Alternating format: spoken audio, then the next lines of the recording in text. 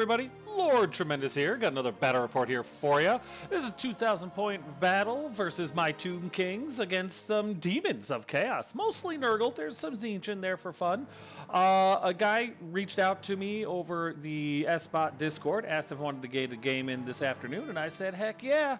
So we threw down and, well, it's brutal. It's definitely brutal, which you would expect from undead and demons, but, there was a life lesson here, and I hope somebody from GW sees this and takes it to heart. But yeah, I don't want to give any spoilers away or anything like that, so sit back, relax, and get ready to see the carnage. Here's my list, and there has been a little bit of changes. I have 877 points of characters, starting with the High Priest, Idameta, still at 460. He's my general. He's on the Bone Dragon, level 4 Wizard Illusion, Lore Familiar, Talisman of Protection, and the Flail of Skulls. I like the Flail of Skulls better than the Serpent Staff. It works better for me. Then, of course, Bernice, my other High Priest, is still in the list at 247 points. She's on her steed, level 4 wizard with necromancy. She's got the warding splint and the ruby ring of ruin. I dropped the scarab brooch just because I needed the points, and I think I can make it work with 12. And then, of course, I've got my mortuary priest baby mage at 170 points. He's my level 2 wizard with elementalism. He's my BSB. He's got the banner of desert winds because reserve move is broken, and he's got the amulet of the serpent because without it, there's really no point in taking him. My core consists of 664 points in total. I've got 29 skeleton archers for 145 points with hand weapons and warbows. 10 skeleton horse archers for 120 points with warbows and light armor. They've got hand weapons, but they should never use them.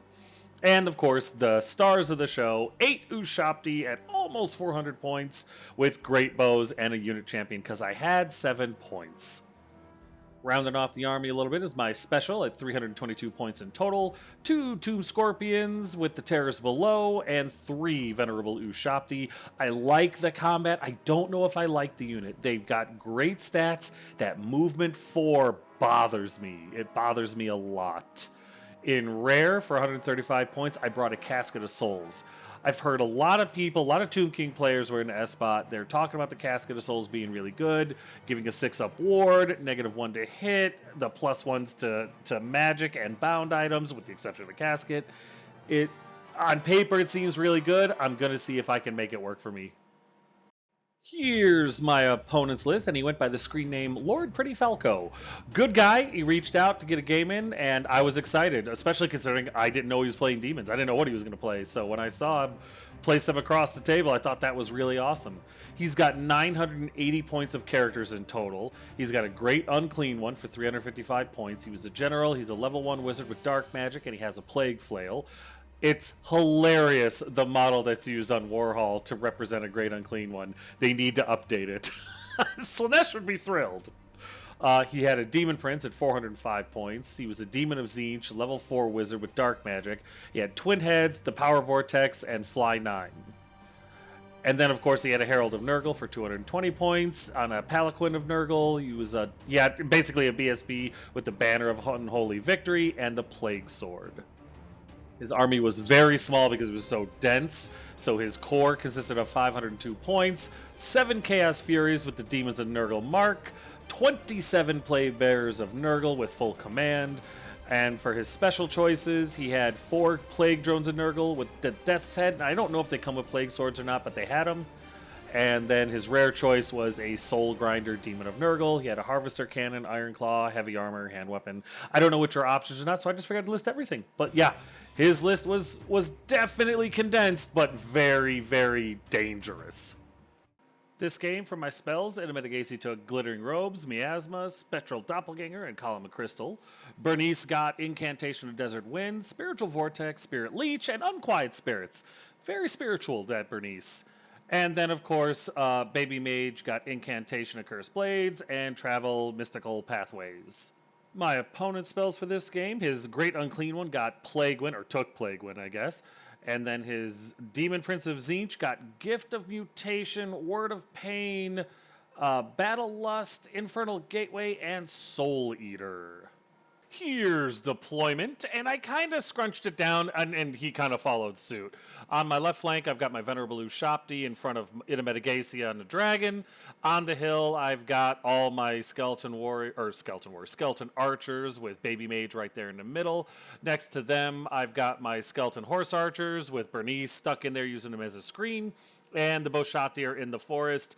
Just in case he's got anything that shoots, having an extra -1 is always good. And then I put the Casket of Souls behind them in the woods because it seemed like a good idea at the time. For my opponent on the left flank there, he's got his Soul Grinder. He's got his Plague Drones, the big bloatfly things. Behind them, kind of hard to see, is his Demon Prince. But next to the bloatflies are his Great Unclean One. He's got his huge brick of Plague Bears with the Herald of Nurgle inside there.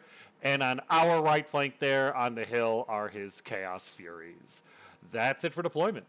Here's top of turn 1, and I got to go first, so I did. This is after moving, of course. I was able to get Glittering Robe off on Itamedagaci. Incantation of Cursed Blades off with the Baby Mage, affected really just the archers. It does help the horse archers, I forget, way out of range for the Boshati. The horse archers moved up with, and they, of course, Bernice got Incantation of Desert Wind off. It did affect the Boshati, which will be very useful in a second. And the Boshati tilted because I wanted to take a shot at the Furies because they did their Vanguard move. And I was like, well, I better get a hold of him. I could tell he was coming around the flank. The plan, since they're Leadership 5, was when they came around the impassable terrain, was to use the Casket of Souls to cast that spell. With Leadership 5, I thought that my chances of it going off at the higher level, like D6 plus 3, Strength 6, would have been huge. But, well, you'll see what happens there. Also, I was able to summon a Scorpion onto the table to put some pressure on anything that comes down that column on my left flank. That's it for my movement. Oh, so after Baby Mage cast Incantation of Cursed Blades, and he tried to, he miscast 10. It went off, but I was done casting for the rest of the turn. So if you wonder why I didn't use Ruby Ring of Ruin or Unquiet Spirits, well, Baby Mage decided to piss off the Dark Gods in the Warp. Bad timing. In the shooting phase, though, the Boshati did shoot at the Furies and were able to kill one. Better than none. Positive thoughts. And then the Horse Archers fire off at the Plague Bearer unit. I think I kill one guy. Again, just letting him know I'm here. Letting him know that we mean business. And then after my shooting phase, I reserve move the Horse Archers with Bernice back basically where they were. And I bring the Boshati up kind of out of the woods because I realize nothing's going to really shoot at them. And let them take pot shots at whatever they're going to shoot at next round. That's it. We go in the bottom of 1, and Nurgle might be gross, but he's not slow. Everything comes forward. The Plague Bears in the center there come forward as far as they can. The Bloatflies run over there to try to deal with the Scorpion. His Demon Prince is right behind him, along with the Soul Grinder. He's just moved up enough where he could try to shoot, which I respect. And he doesn't move his Great Unclean One because he casts Infernal Gateway, and basically the Unclean One goes within 12 inches past the caster, staying outside of 6 or whatever it is from me, and he's right in my front line, like immediately. I puckered. I'm still puckering. So we go into a shooting phase, and his Soul Grinder fires and misfires and takes a wound. Crazy. That is not the face of a happy Soul Grinder, let me tell you. Here's top of 2 after movement, and I got Glittering Robes off, Incantation of Cursed Blades, Incantation of Desert Wind, and the enchantment spell for the Casket of Souls. Just in case, in movement, my Venerable Ushapti charged into the Great Unclean One. I know it was a bad idea. I'm well aware, but I wanted to give it a shot, see how they did, and see how tough the Great Unclean One is. The Tomb Scorpion charged into the Bloatflies because that's what he was there for. Not ideal, but not terrible. And the Boshati turned around because I can see the large target past the Bloatflies and the Scorpion. So since they have Incantation of Desert Wind off, they can shoot at the Soul Grinder, maybe kill him, and then fall back a little bit so that the Plague Bears can't charge him. That was really it. We go into shooting, and the Boshati open up on the Soul Grinder and are able to put 4 more wounds on him. We don't kill him, but Baby Mage gives the order to loose arrows, and we fire into the Soul Grinder and get that last wound in on him, finishing him off. We go into combat, and before we get into it, it's obvious what happened, but that's the model Warhol uses for a Great Unclean One. Please, somebody at Warhol. Oh, God. I cracked up laughing for longer than I should have. Anyway, we go into combat, and the Venerable Ushapti give it their best shot, but we're not really able to do a whole lot, and we get murdered for our time. I figured that was going to happen, but I wanted to know. My opponent overruns into Ida Medigasi, which is why I moved him up. I was trying to protect the archers and everything like that. I figured Ida had a better chance of beating him than the archers would have. So he overruns into Ida, and that's where combat will be next round. In combat over here, my Tomb Scorpion does pretty well. He's able to finish off one of the bloatflies, and he only takes a wound for his trouble. We win this combat, but he just ends up giving ground. Yeah, and here's where we end up after all the movement is done and stuff like that. Not a biggie. Here's bottom of 2 after movement, and there was some significant movement. His Plague Bears moved up once again. His Furies moved up. They blend into the map. I didn't even see them anymore, so my opponent forgot them last turn as well. So we moved them back up, and they're now in line of sight of my Casket of Souls, so I'm about to unleash my plan in my next turn. But yeah, his Plague Bears move up. His Demon Prince shoots over to support his Great Unclean One, and that's about it. We go straight into combat, and Ida Medigasi actually wins. He puts 4 wounds on the Great Unclean One, and I get 3 put on me. I win by 1. He falls back 2 inches. Ida Medigasi restrains and turns to look at the Demon Prince. I figure if I can get rid of the Demon Prince, I can get rid of his casting, and I can control the magic phase a little bit more. I know by doing this, I'm giving up my archers, but my plan is, since it's my turn next, I'm going to back up and maybe be able to get a couple of shots off at him as he comes in. If not, well, you know what? Baby Mage has done well. They can hold him there, hopefully long enough for Ida Medigasi to turn around and charge into the rear. But, yeah.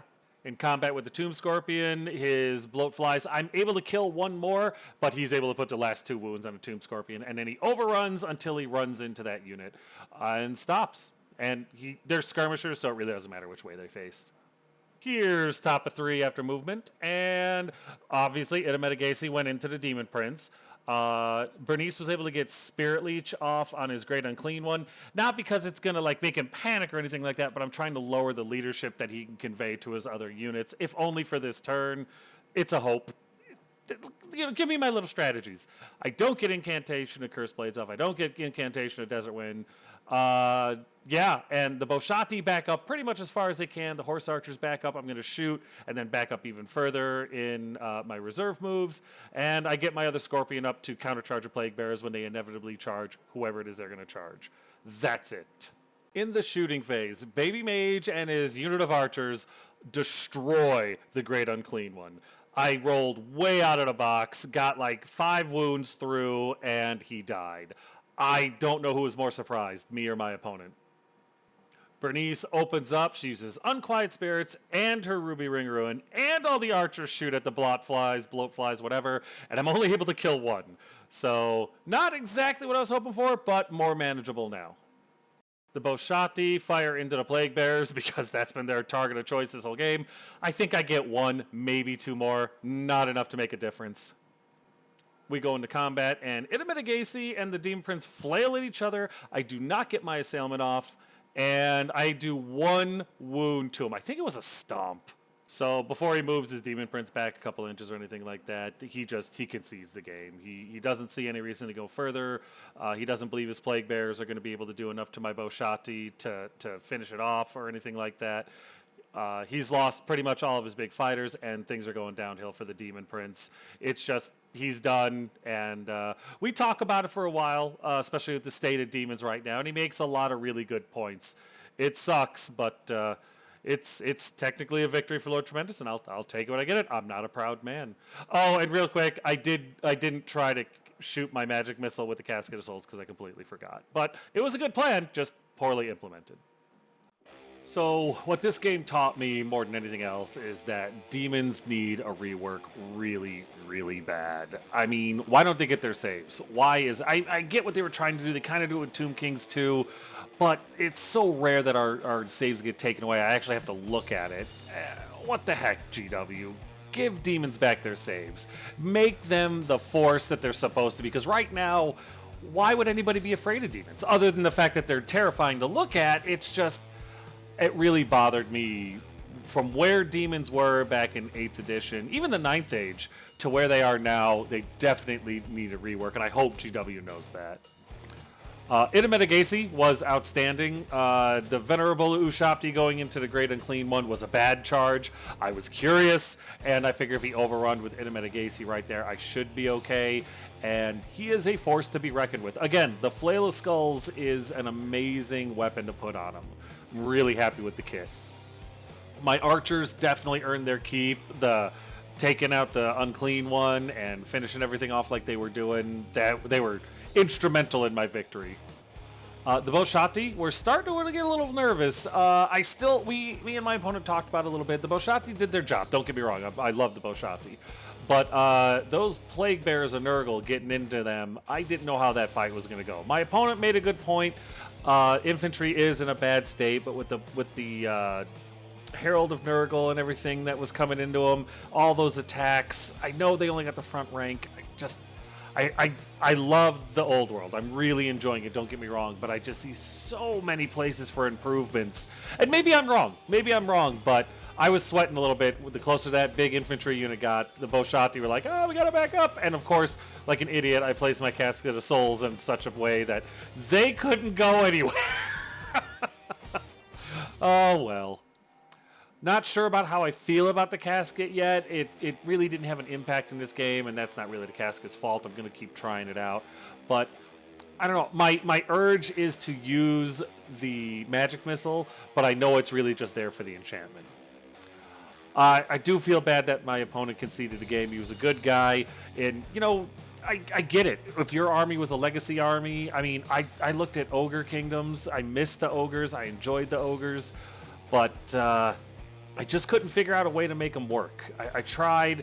It's not entirely their fault. I'm terrible at leadership checks, which is why one of the reasons I went to the Undead. But, it sucks when your opponent has to concede the game. I don't blame him. I totally get it. No hard feelings whatsoever. And he was cool about it the whole time. But everything that he said about the demons needing a rework was right. Absolutely right. We did talk for a while after the game. I had to leave because I had another game actually scheduled, which was awesome.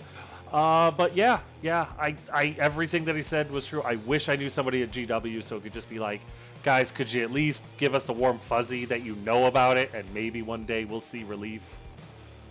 Let's hope one day they do the right thing and they update all the legacy armies, because honestly, not only does the game deserve it, but we do too as the players. So the Tithe of Bones and the demons, because yes, there is no mercy in this dojo.